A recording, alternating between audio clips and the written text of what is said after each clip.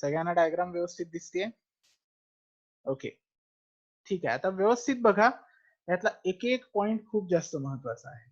Okay, कसं आहे बघा, हे अनाट्रोपस ओव्ह्यूलचं एक स्ट्रक्चर आहे. Okay, this is the structure of anatropous ovule.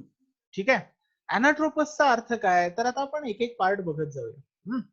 तर तुम्हाला असं दिसेल की एकदम जो काही एक ओव्हरी असते, ओके, एक ओव्हरी असते, त्याच्या आतमध्ये हा ओव्ह्यूल असतो. लक्षात ठेवा, जी ओव्हरी असते त्याच्या आतमध्ये हा ओव्ह्यूल असतो. Ovule is a different thing from ovary. लक्षात ठेवायचं, ovule is a different thing from ovary. Okay, ovary हे सगळ्यात बाहेरचं कव्हरिंग झालं, त्याच्या आतमध्ये ओव्ह्यूल. ठीक आहे, आता ओव्हरीच्या वॉलला अर्थात placenta, okay, that is called placenta. लक्षात ठेवायचं, okay, that is called placenta. ओव्हरीच्या वॉलला प्लेसेंटा म्हटलं जातं. आणि त्या प्लेसेंटाला ओव्ह्यूल जो अटॅच असतो, that attachment is called funicle. That attachment is called funicle. लक्षात ठेवायचं, ovule is attached to ovary wall placenta with the help of funicle. व्यवस्थित लक्षात ठेवायचं. ओके, आता काय लिहून घेऊ नका, मी पुन्हा तुम्हाला लिहून देणारच आहे. Okay, so ovule is attached to ovary or placenta with the help of funicle. First thing, okay, so that is the strong support for ovule. लक्षात ठेवायचं. दुसरी गोष्ट पहा, ह्या फ्युनिकल जिथं हा संपतो आणि जिथं मुख्य ओव्ह्यूल सुरू होतो, ओके, फ्युनिकल जिथं संपतो आणि मुख्य ओव्ह्यूल जिथं सुरू होतो, त्या जंक्शनला हायलम म्हटलं जातं. त्या जंक्शनला हायलम म्हटलं जातं. ओके, त्या जंक्शनला काय म्हणायचं, हायलम म्हणायचं. लक्षात ठेवायचं. ठीक आहे, आता याच्यानंतर येतात त्या अनेक लेयर्स येतात. याच्यानंतर येतात त्या अनेक लेयर्स येतात. जसं अँथर मध्ये लेयर्स होत्या, त्याचप्रमाणे ओव्ह्यूल मध्ये सुद्धा लेयर्स आहेत. आणि त्या लेयर्सना आपण इंटेग्युमेंट्स म्हणतो. त्या लेयर्सना आपण इंटेग्युमेंट्स म्हणतो. व्यवस्थित लक्षात ठेवायची नावं. त्या लेयर्सना काय म्हणायचं, इंटेग्युमेंट्स. ओके, मग आता इथे तुम्हाला दिसते आउटर इंटेग्युमेंट म्हणजे आउटर लेयर. ओके, आउटर इंटेग्युमेंट म्हणजे आउटर लेयर. इनर इंटेग्युमेंट म्हणजे इनर लेयर. इनर इंटेग्युमेंट म्हणजे इनर लेयर. या सगळ्याच्या व्यतिरिक्त आणखी एक सगळ्यात बाहेरचा जो लेयर आहे, ओके, या सगळ्याच्या व्यतिरिक्त आणखी एक सगळ्यात बाहेरचा जो लेयर आहे, त्याच्यामधला हा जो मेजर पोर्शन आहे बघा सगळ्यात वरती, त्याला म्हणतात चलाजा. ओके, त्याला म्हणतात चलाजा. लक्षात ठेवा. ओके, चला जा नाही, चला जा. ओके, त्याला म्हणतात चलाजा. ठीक आहे, बघा आतापर्यंत काय काय बघितलं. ओव्ह्यूल किंवा ओव्हरीच्या वॉलला प्लेसेंटा, प्लेसेंटाला अटॅच्ड फ्युनिकल, फ्युनिकल जिथे संपतो आणि जिथे ओव्ह्यूल मुख्य स्टार्ट होतो त्या जंक्शनला हायलम, त्याच्या लेयर्सना इनर इंटेग्युमेंट आणि outer integument. Okay, inner integument, outer integument. त्याच्यानंतर वरचा एक मुख्य जो भाग आहे, ओके, जो मोठा पार्ट आहे, दॅट इज कॉल्ड चलाजा. लक्षात ठेवायचं. ओके, ठीक आहे. आता इनर इंटेग्युमेंटच्या आत सुद्धा एक असा भाग असतो. ओके, इनर इंटेग्युमेंटच्या आत सुद्धा एक असा भाग असतो. हे बघा, हा हा हिरव्या कलरचा जो मी इथं तुम्हाला थोडासा मार्क करून दाखवलेला आहे, त्या भागाला आपण म्हणतो न्यूसेलस. त्या भागाला काय म्हणतो, न्यूसेलस. न्यूक्लियस म्हणायचं नाही, न्यूसेलस. लक्षात ठेवा, त्या भागाला म्हणायचं न्यूसेलस. न्यूसेलस काय करतं, तर त्याच्या आतमध्ये हे जे काही तुम्हाला हिरव्या डार्क ग्रीन कलरचं किंवा पोपटी रंगाचं जे काही दिसतंय तुम्हाला आतमध्ये, ज्याला एम्ब्रिओ सॅक म्हटलेलं आहे, त्याला ते न्यूट्रिशन प्रोव्हाइड करतं. लक्षात ठेवा, त्याला ते काय करतं, न्यूट्रिशन प्रोव्हाइड करतं. ओके, कारण ऑफकोर्स जसं पोलन ग्रेन्सना न्यूट्रिशनची गरज होती, ओके, जसं पोलन ग्रेन्सना न्यूट्रिशनची गरज होती, तसंच एम्ब्रिओ सॅकला सुद्धा न्यूट्रिशनची आवश्यकता असते. आणि ते कोण पुरवतं, न्यूसेलस. लक्षात ठेवायचं, who provides the nutrition, nucellus. Okay, ठीक आहे. मग हा झाला innermost layer, that is nucellus. आणि या सगळ्यांच्या आतमध्ये जो मुख्य फिमेल गॅमेटोफाइट आहे, त्याला आपण म्हणतो एम्ब्रिओ सॅक. त्याला काय म्हणतो, एम्ब्रिओ सॅक. ओके, याच्यामध्ये सगळ्यात मुख्य फर्टिलायझेशन होणार आहे. लक्षात घ्या, याच्यामध्ये सगळ्यात मुख्य फर्टिलायझेशन होणार आहे. ओके, आता हे एम्ब्रिओ सॅक जे आहे, ओके, हे एम्ब्रिओ सॅक जे आहे, हे 8 न्यूक्लिएटेड स्ट्रक्चर आहे. हे काय आहे, 8 न्यूक्लिएटेड स्ट्रक्चर. 8 न्यूक्लियस असणारं स्ट्रक्चर आहे. ओके, व्यवस्थित लक्ष द्या. हे काय आहे? 8 न्यूक्लिएटेड स्ट्रक्चर. ओके, आता ते कोणते कोणते आहेत ह्याच्या बाबतीत आपण पुढे ते ज्यावेळी फॉर्मेशन येईल ते बघणार आहोत. पण ही गोष्ट आता जी मी सांगितली ती सगळ्यांना समजली आहे का बघा. ओके, शॉर्ट मध्ये पुन्हा एकदा रिवाइज करूया. ओव्हरीची जी काय वॉल आहे त्याला प्लेसेंटा म्हटलं. त्याच्यापासून जो मुख्य आधार आहे ओव्ह्यूलचा त्याला फ्युनिकल म्हटलं. ओव्हरीचा जो काय किंवा ओव्ह्यूलचा जो काय भाग आहे मुख्य भाग आणि ह्या फ्युनिकल ह्यांच्या जंक्शनला हायलम म्हटलं. आउटर मेम्ब्रेनला आउटर इंटिग्युमेंट, इनर मेम्ब्रेनला इनर इंटिग्युमेंट. त्याच्यानंतर सगळ्यात बाहेरचा जो पार्ट आहे ऑपोजिट एंडचा त्याला चलाजा. ओके, त्याच्यानंतर एम्ब्रिओ सॅकला जस्ट कव्हर करणारा न्यूसेलस तो काय करतो? न्यूट्रिशन प्रोव्हाइड करतो. आणि त्याच्या आतमध्ये असते embryo sac which is a 8 nucleated structure. मी ऑलरेडी सांगितलेलं आहे ते 8 न्यूक्लियस कसे असतात, काय असतात हे थोडंसं व्यवस्थित बघायचं आहे. Okay, fine. So this is the thing. ह्या पूर्ण गोष्टी आहेत हे लक्षात घ्या. हे स्ट्रक्चर झालं अॅनाट्रोपस ओव्ह्यूलचं. ओके, आता आपण काय करूया, ते जे 8 सेल स्टेज आहे ती नेमकी काय आहे आणि कशी आहे हे बघूया आणि मग आपण ह्या सगळ्या गोष्टी लिहूया, म्हणजे तुम्हाला कंबाइंडली कळेल की हे नेमकं आहे तरी काय. ओके, ठीक आहे. आता तुमच्या समोर आणखी एक डायग्राम दिसत असेल, पहा. दिसतीये का व्यवस्थित डायग्राम तुम्हाला? सगळ्यांना डायग्राम व्यवस्थित दिसतीये ही? दिसत असेल तर थंब करून दाखवा, म्हणजे मला समजेल की तुम्हाला दिसतंय. ओके, दिसतीये का व्यवस्थित डायग्राम? मुद्दाम झूम केलेली आहे की जेणेकरून तुम्हाला ते व्यवस्थित दिसावं. शिवम दिसतीये का डायग्राम? ऋषी दिसतीये का? आय गेस ऋषीला दिसत नाहीये डायग्राम.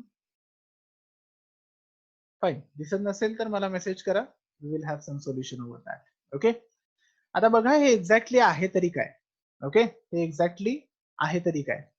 आता कसं असतं पहा, कोणताही पेरेंट जो आहे हा डिप्लॉइड असतो. कोणताही पेरेंट जो आहे हा डिप्लॉइड असतो, जसं मी तुम्हाला नेहमी सांगत असतो. Okay, just a second. Okay, fine. कोणताही पेरेंट जो आहे हा डिप्लॉइड असतो.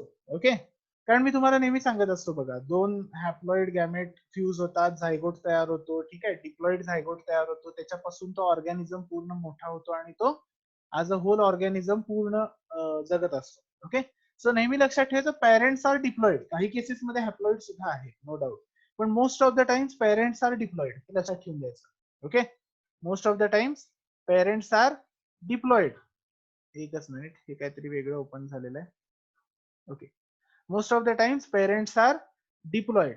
ओके, आता कसं असतं बघा, हा जो डिप्लॉइड मदर सेल आहे, हा जो डिप्लॉइड मदर सेल आहे, मदर सेलचा अर्थ काय? जे पुढे जाऊन हॅप्लॉइडला जन्म देणार आहे.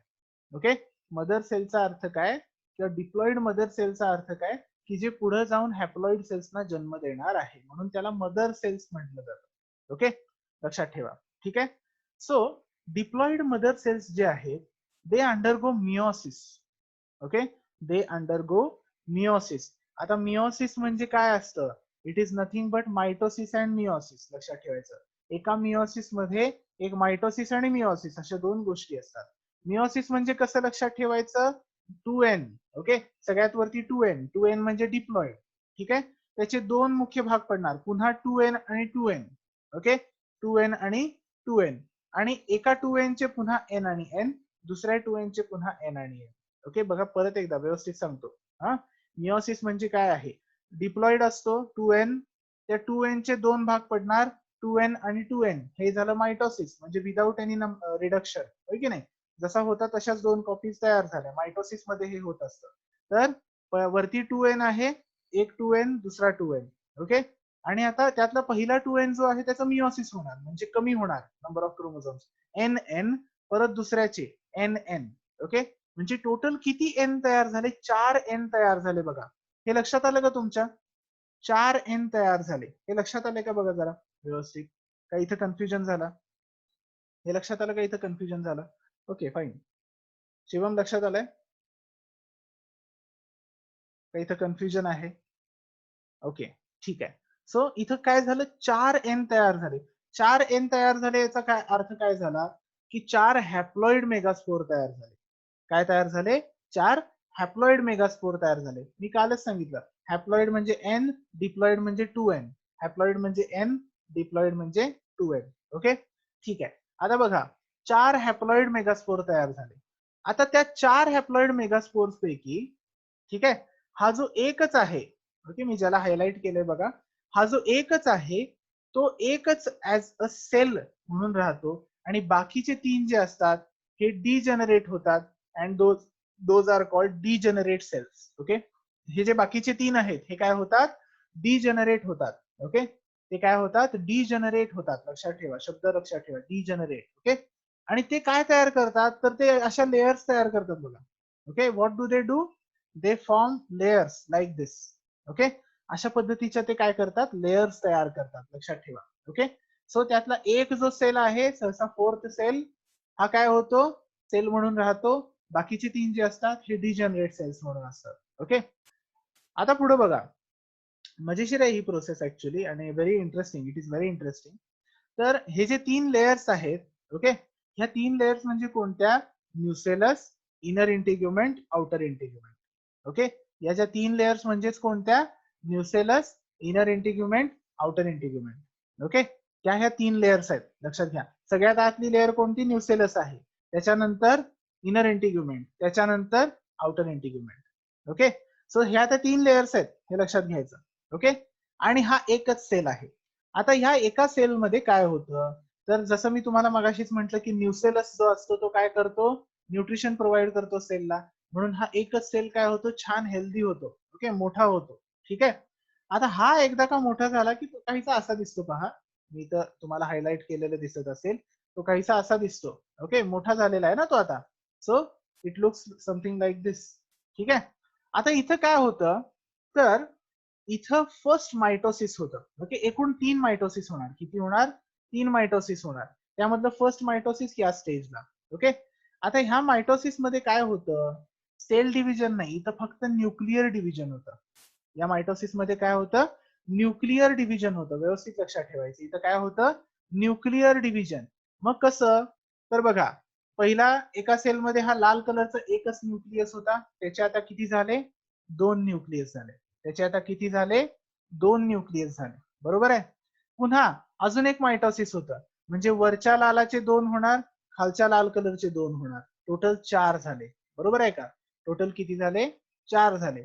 आता या 4चे आणि परत थर्ड मायटोसिस किती होणार? 8 होणार. बरोबर आहे का? किती होणार? 8 होणार. म्हणून मी मगाशी म्हटलं की ते जे काही एम्ब्रिओ सॅक नावाचं जे स्ट्रक्चर आहे हे 8 न्यूक्लियस स्ट्रक्चर आहे. ओके, हे काय आहे? 8 न्यूक्लियस स्ट्रक्चर आहे. लक्षात ठेवा. आता ते जे 8 होते, ठीक आहे, त्या 8 काय होतं? तर त्यातले 3 एका कोपऱ्यात जातात, 3 दुसऱ्या कोपऱ्यात येतात. ओके, 3 एका कोपऱ्यात जातात, 3 दुसऱ्या कोपऱ्याला येतात. वरच्या कोपऱ्याला जे जातात चलाजल एंड कडं, ओके, वरच्या कोपऱ्याला जे जातात चलाजल एंड कडं, चलाजा लक्षात असेल. ओके, वरचा पार्ट होता बघा. चलाजल एंड कडे जे जातात त्यांना म्हणायचं अँटीपोडल सेल्स. चलाजल एंड कडे जे जातात त्यांना म्हणायचं अँटीपोडल सेल्स. इकडच्या बाजूला जे येतात त्यांच्यामध्ये 3 गोष्टी असतात. ओके, खालच्या बाजूला जे येतात त्यांच्यामध्ये 3 गोष्टी असतात. 2 सिनर्जिड्स असतात. ओके, त्यांचे 2 सिनर्जिड्स असतात आणि एक एग सेल असतो. आणि एक एग सेल असतो. हाच एग सेल पुढे जाऊन फर्टिलाइज होणार आहे. ओके, हाच एग सेल पुढे जाऊन फर्टिलाइज होणार आहे. Okay, so that egg is the main female gamete. जसं आपण पोलन ग्रेन्स मध्ये जनरेटिव्ह सेल्सचे 2 जे भाग झाले, okay, those were the male gametes, okay नाही, तसंच हा जो एग आहे हा फिमेल गॅमेट आहे. लक्षात ठेवायचं. ओके, सो तो कुठं आहे? मायक्रोपायलर एंड कडे आहे बघा. कुठं आहे? मायक्रोपायलर एंड कडे, खालच्या बाजूला. ओके, सो हे जे 3 सेल्स होते त्यांच्यातले 2 सिनर्जिड्स आणि एक एग सेल. आणि आता वरती 3 गेले, खाली 3 गेले, 6 झाले, उरले 2. ते जे 2 न्यूक्लियस असतात त्यांना म्हणायचं पोलर न्यूक्लियाय. त्यांना म्हणायचं पोलर न्यूक्लियाय. ते कुठं असतात? इथे सेंटरला असतात. ओके, ते कुठं असतात? असे इथं बघा, हे सेंटरला असतात. ओके, कुठं असतात? सेंटरला असतात आणि ते दोन्ही फ्यूज होऊन राहतात इथं. ओके, बघा इथं तुम्हाला एकच लाल डॉट दिसेल. Okay, so they both of them they fuse. लक्षात ठेवायचं. ओके, आणि हे जे काय आता स्ट्रक्चर तयार झालेलं आहे, वरती अँटीपोडल सेल्स आहेत, खाली सिनर्जिड्स आणि एक सेल आहेत, आणि मध्ये पोलर न्यूक्लिया आहेत, that structure is called the embryo sac. That structure is called the embryo sac, which contains female gamete. Okay, जे काय करतं, फिमेल गॅमेट कंटेन करतं, आणि it itself is called female gametophyte. लक्षात ठेवायचं. ओके, त्याला स्वतःला काय म्हटलं जातं, फिमेल गॅमेटोफाइट. ओके, हे लक्षात राहील. आता मला वाटतंय व्यवस्थितपणे समजलेलं असेल सगळ्यांना. समजलंय का? पूर्ण प्रोसेस तुमच्या लक्षात यायला पाहिजे. ओके, समजलंय का हे व्यवस्थित? Very good. ठीक आहे. So this is very simple process. एकदा शॉर्ट मध्ये रिवाइज करूया बघा. मदर सेल असतो, डिप्लॉइड असतो. ओके, त्या डिप्लॉइड मदर सेलचं मिओसिस होतं, 4 हॅप्लॉइड मेगास्पोर्स तयार होतात. ठीक आहे, 4 हॅप्लॉइड मेगास्पोर्स तयार झाले, त्यापैकी वरचे 3 जे असतात ते डिजनरेट होतात. एकच जो असतो तो डेव्हलप होतो. ते जे डिजनरेट झालेले आहेत ते न्यूसेलस, इनर आणि आउटर इंटिग्युमेंट तयार करतात. तो जो एक असतो तो नरिश होतो, मोठा होतो. त्याच्यामध्ये सलग 3 मायटोसिस होतात, जिथे न्यूक्लिअर डिव्हिजन होतं, सेल डिव्हिजन होत नाही. सो न्यूक्लियस मध्ये एकाचे 2, दोनाचे 4, चाराचे 8 असे 8 न्यूक्लिया तयार होतात. त्या 8पैकी 3 वरती जातात चलाजल एंडला, त्यांना आपण म्हणतो अँटीपोडल सेल्स. 3 खालती येतात मायक्रोपायलर एंडला, त्यांच्यामध्ये 2 सिनर्जिड्स आणि एक सेल. जो एक सेल म्हणजेच फिमेल गॅमेट आहे. आणि जे मध्ये 2 राहतात त्यांना आपण म्हणतो पोलर न्यूक्लियाय, जे पुढे जाऊन फ्यूज होतात. Okay, so that the structure so formed is called the embryo. Okay, ठीक आहे. सो आय होप हे व्यवस्थित लक्षात आलेलं असेल. There is no doubt at all. Okay, आणि तो डाऊट नसलाच पाहिजे. ठीक आहे, नसेल तरच पुढे जाण्याचा अर्थ आहे. Okay, fine. So this was about the process. ठीक आहे, म्हणजे फिमेल गॅमेट कसा तयार होतो याच्या बाबतीतली आपण ही प्रोसेस बघितली. आणि I guess now we should write it. Okay, so structure of anatropous ovule हे सुद्धा लिहूया. आणि फिमेल गॅमेटचं फॉर्मेशन, ओके, त्यालाच आपण म्हणतो मेगास्पोरोजेनेसिस. ठीक आहे, त्याला आपण काय म्हणतो, मेगास्पोरोजेनेसिस. ओके, सो या ज्या डायग्राम्स आहेत ह्यांच्या तुमच्या मोबाईलमध्ये स्क्रीनशॉट्स काढून ठेवा नेहमी. हे सतत रिवाइज करत राहायचं, म्हणजे आपल्या डोक्यात राहतं. Okay, fine. Now let us write down. आता आपण लिहूया. मला वाटतंय. ओके, सो नाव नवीन एक स्क्रीन घेऊ. I hope this is visible. हे विजिबल आहे आता.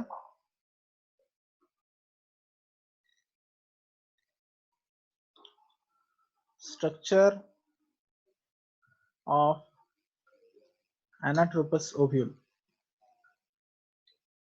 Structure of anatropous ovule. Okay, so आपण याच्यामध्ये लिहिणार आहोत ॲन ओव्ह्यूल, किंवा असं म्हणूया ॲन अॅनाट्रोपस. ओके, आता अॅनाट्रोपस म्हणजे काय हे सुरुवातीलाच लिहूया. An anatropous ovule refers to an anatropous ovule refers to the micropylar end facing downward direction. The micropylar end facing the downward direction. Okay, second point, an ovule is attached to placenta using, त्याचं नाव आपण मगाशीच बघितलं, funicle. Okay, using funicle. Third point मध्ये लिहा, simultaneously लिहित चला. Okay, the junction of main ovule, the junction of main ovule and the funicle is known as, okay, त्याला आपण काय म्हणतो, पाठ पाहिजे, हायलम म्हणायचं. Is known as hilum. Okay, त्याच्यानंतर इज नोन ॲज हायलम. ठीक आहे, नेक्स्ट थिंग पुढे लिहा, द ऑपोजिट एंड ब्रॅकेट मध्ये लिहा, facing upward facing upward is known as chalaza. Is known as chalaza. Okay. त्याच्यानंतर the ovule is the ovule consists of multiple layers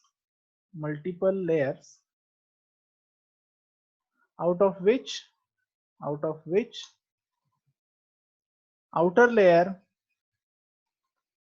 layer and inner layer किंवा middle म्हणा and middle layer are called outer integument and inner integument respectively.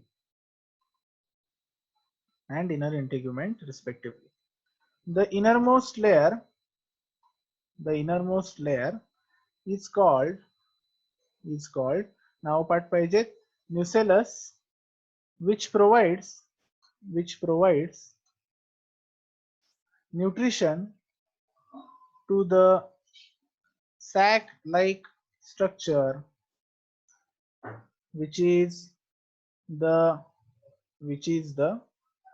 female gametophyte,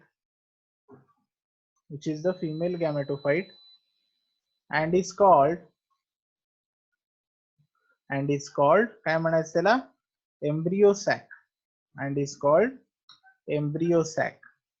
okay, and is called embryo sac. त्या embryo sac च्या आतमध्ये काय काय असतं हे आपण नंतर लिहिणार आहोत. ओके ठीक आहे. फक्त एक लास्ट पॉइंट लिहा. the embryo sac is a 8 nucleated structure. The embryo sac is a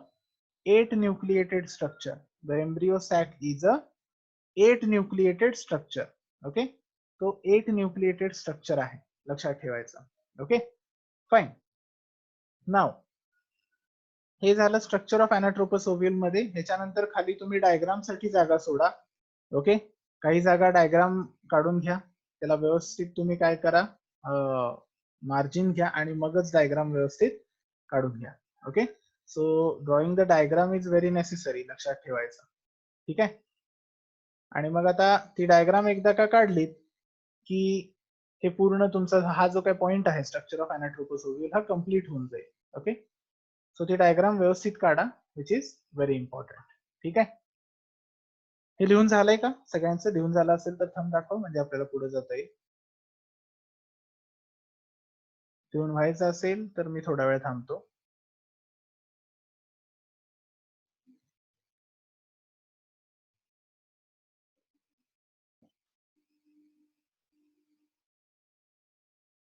मला वाटतं सज्जाद आणि शिवम यांचं व्हायचं आहे. सज्जादचं पण झालेलं आहे. शिवम झालेलं आहे का लिहून? लिहून झालं असेल तर आपण पटकन पुढे जाऊया. Okay very good. ठीक आहे, चांगला स्पीड आहे. Fine. Now next. So give the heading megasporogenesis. ठीक आहे. ह्याच्यामध्ये आता आपण काय करणार आहोत, पहिल्यापासून लिहूया काय काय एक्झॅक्टली असतं ते. Okay. The mother cell bracket मध्ये लिहा डिप्लॉइड. ओके. ब्रॅकेट मध्ये लिहा diploid divides meiotically to form 4 haploid okay megaspores, to form 4 haploid megaspores. ठीक है. Second point, out of those four the upper 3 megaspores degenerate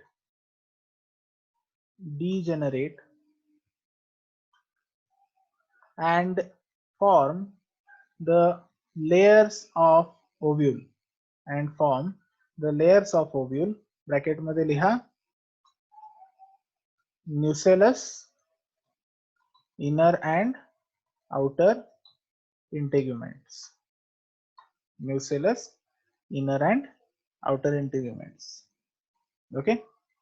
त्याच्यानंतर the last megaspore develops and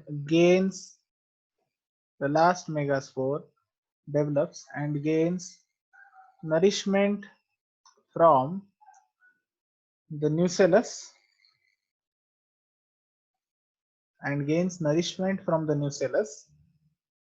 and grows bigger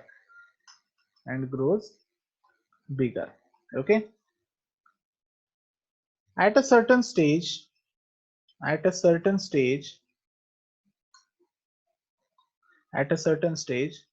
when the megaspore is fully developed,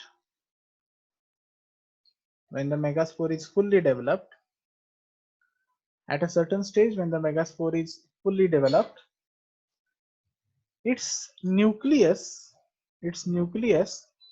undergoes mitotic division.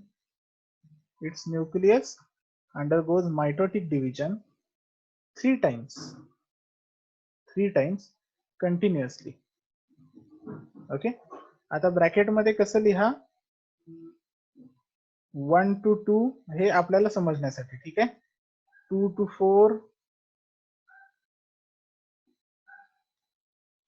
4 to 8. Okay. This forms a 8 nucleated structure.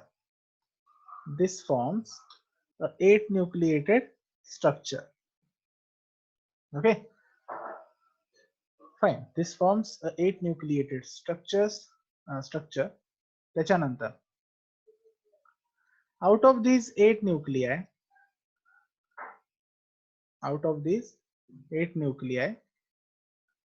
2 remain at the center and are called polar nuclei, while 3 of them move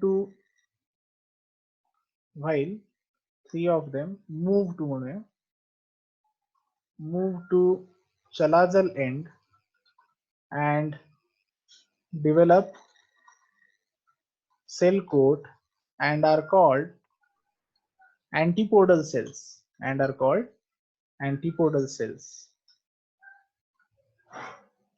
3 of them move to micropylar end and form 2 synergids and 1 egg cell. Bracket मध्ये लिहायचं female gamete and 1 egg cell. Bracket मध्ये लिहायचं female gamete. Okay. So this is the whole process of, इथे काय झालेलं आहे, आपण ही पूर्ण प्रोसेस दिलेली आहे फिमेल गॅमेटोफाइट कसा तयार होतो. ओके. ठीक आहे. So this is the whole process how a female gamete is generated. Okay. आणि ह्याला म्हणतात मेगास्पोरोजेनेसिस. लक्षात ठेवा, याला काय म्हणतात, मेगास्पोरोजेनेसिस. ओके. तर 6 पॉइंट्स मध्ये हे मी शॉर्ट मध्ये लिहून दिलेलं आहे. ठीक आहे. आय होप सगळ्यांचं लिहून झालेलं आहे. झालेलं असेल तर थंब दाखवा. सगळ्यांचं झालंय का लिहून?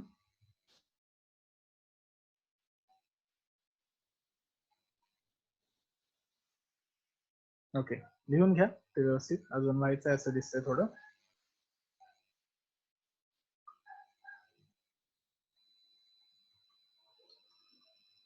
Okay. Fine. So in case झालं नसेल तर एकदा स्क्रीनशॉट काढून ठेवा, म्हणजे पटकन तुम्हाला ते लिहिता येईल. ओके. ठीक आहे. सो नाव आता आपण पुढच्या एका पॉइंट कडे जाणार आहोत. म्हणजे आतापर्यंत आपण काय काय बघितलं बघा. की मेल गॅमेट कसे तयार होतात, फिमेल गॅमेट कसे तयार होतात, बरोबर आहे. आता हे मेल गॅमेट तयार झाले, फिमेल गॅमेट तयार झाले, नेक्स्ट प्रोसेस काय असणार आहे, त्यांचं फर्टिलायझेशन, बरोबर आहे. म्हणजे आता इथून पुढे जी प्रोसेस सुरू होणार विशेषतः प्लांट्स मध्ये त्याला आपण म्हणतो पॉलिनेशन. ओके, इथून पुढच्या प्रोसेसला आपण काय म्हणतो, pollination. Okay, so give the next heading, pollination. Pollination. Okay, ठीक आहे. आता पहा कसं असतं, एखादा समजा आता इकडं आपण घेतलं, पुस्तक दिसतंय का, पुस्तक दिसतंय का,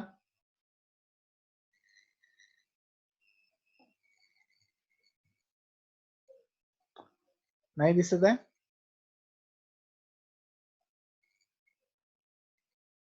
ओके, ठीक आहे, लेट इट बी. पॉलिनेशन मध्ये कसं असतं बघा, आता ज्यावेळी एखादा मेल गॅमेट तयार झालेला आहे, म्हणजेच काय तयार झालेले आहेत, पोलन ग्रेन्स तयार झालेले आहेत, बरोबर आहे. मेल गॅमेट्स तयार झालेले आहेत, फिमेल गॅमेट सुद्धा आता रेडी आहे, म्हणजे काय झालेलं आहे, एक सेल तयार झालेला आहे, बरोबर आहे. ही जी काय मॅच्युरिटी येते, हे जे काय तयार होण्याची ही प्रोसेस असते, याला आपण व्हेजिटेटिव्ह फेज म्हणतो किंवा जुवेनाइल फेज म्हणतो, बरोबर, की जे आपण ऑलरेडी मेन्शन केलेलं आहे. आता पॉलिनेशन मध्ये कसं असतं की मुख्य गोष्ट ही आहे की ते जे पोलन ग्रेन्स आहेत मेल फ्लॉवर वरती, ते पोलन ग्रेन्स फिमेल फ्लॉवरच्या स्टिग्मावरती ट्रान्सफर होणं हे खूप गरजेचं असतं. ओके, सो ह्याच्यामध्ये सगळ्यात पहिली प्रोसेस येते ती म्हणजे आता गॅमेट ट्रान्सफर. ओके, कोणती प्रोसेस येते, गॅमेट ट्रान्सफर. आणि हा गॅमेट ट्रान्सफर करण्यासाठी various factors from the nature are responsible. Okay, various factors from the nature are responsible.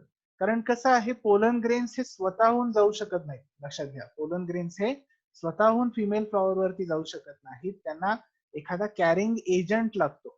Okay, त्यांना एखादा कॅरिंग एजंट लागतो. मग ते एजंट्स कसे असू शकतात, आयदर दे आर बायोटिक और अबायोटिक. बायोटिक और अबायोटिक म्हणजे काय, एक तर ते जीवित असतील किंवा अबायोटिक असतील, म्हणजे काय, ज्यांच्यामध्ये काही जीव नसेल. जसे आता नेचरचे अनेक factors, for example wind. Wind हा सगळ्यात एक इफेक्टिव्ह मेथड आहे. विंड मध्ये काय होतं की वारे एखादे येत असतात, आता वारं आलं, अचानक पोलन ग्रेन्स डेव्हलप झालेले आहेत, ते वाऱ्यासोबत उडून गेले आणि स्टिग्मावरती पडले. ओके, वाऱ्यासोबत उडून गेले आणि स्टिग्मावरती पडले. तर इथं काय झालं, त्या पोलन ग्रेन्सना कॅरी करणारा फॅक्टर कोण झाला, विंड. त्या पोलन ग्रेन्सना कॅरी करणारा फॅक्टर कोण झाला, विंड झाला, बरोबर आहे. So wind is an agent, pollinating agent म्हणायचं त्यांना, काय म्हणायचं, पॉलिनेटिंग एजंट म्हणायचं, लक्षात ठेवायचं. ओके, सो जसं विंड आहे तशा अनेक गोष्टी आहेत, आता त्या अनेक पॉलिनेटिंग एजंट्स कडे आपल्याला जायचं आहे. तत्पूर्वी आपण काय करूया, आपण काही गोष्टी लिहून घेऊया, पॉलिनेशन मध्ये काय काय असतं ते. सो पॉलिनेशन या पॉइंट मध्ये लिहा फर्स्ट, पुन्हा एकदा हेडिंग देऊन घेतो, पॉलिनेशन. त्यामध्ये फर्स्ट पॉइंट लिहा, as we know the gametes, bracket मध्ये लिहा, male and female, the gametes bracket मध्ये लिहा, male and female are non motile.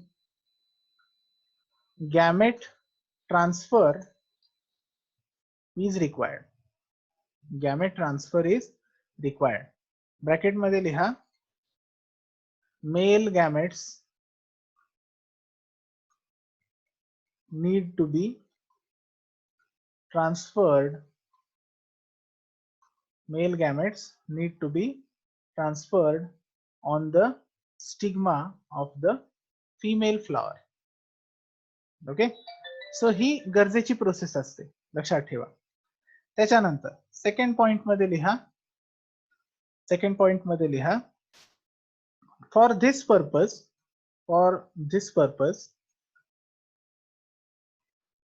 various factors from nature are responsible, which include biotic and abiotic factors, which include biotic and abiotic factors. Okay, which include biotic and abiotic factors. ठीक आहे, तो त्या 1 मिनिटापेक्षा कमी वेळ राहिलेला आहे. पटकन ह्या गोष्टीचा स्क्रीनशॉट काढून घ्या. ओके, लगेचच पुढच्या सेशनला सुरुवात करूया. पण तोवर जर लिहून व्हायचं असेल तर त्याचा स्क्रीनशॉट काढून ठेवा की जेणेकरून तुम्हाला लिहिता येईल.